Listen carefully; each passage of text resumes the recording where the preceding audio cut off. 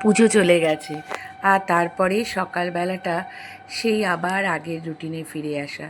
তবে জানো তো, এখনও একটু ব্যস্ততা আছে বলে সেইভাবে না ফেসবুকের ঠিক ঠিক করে পোস্টটাও করে উঠতে পারছি না।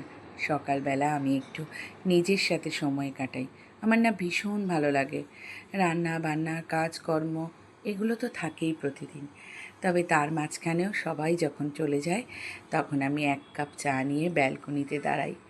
আর টুনি বাল্বগুলো দেখতে দেখতে ভাবছিলাম আমাদের সময়টা কত আলাদা। জানো, ছেলে বায়না করেছে ও এবার কোনো একটা ইউনিসেক্স পার্লারে গিয়ে চুল কাটবে। তা বলা আর সেই কাজ, ও কোনো দিনই এরকমভাবে কাটেনি। তাই এবার বলল, মা একবার কেটে দেখব। আমিও ভাবলাম প্রত্যেকটা মানুষের কিছু ইচ্ছে পূরণ করে দেওয়া উচিত, তাই ওকে নিয়ে গিয়েছিলাম। যদিও বড় হয়েছে, ওর কিন্তু সবসময় সঙ্গী আমি। তারপরে এই ভিডিওটা তোমাদের জন্য তুলে রেখে দিয়েছিলাম। এটা আমি একদিন গিয়েছিলাম সুন্দর একটা রেস্টুরেন্ট। তোমাদের যাদের ছোট ছোট ছেলে মেয়ে আছে তোমরা কিন্তু নিয়ে যেতে পারো।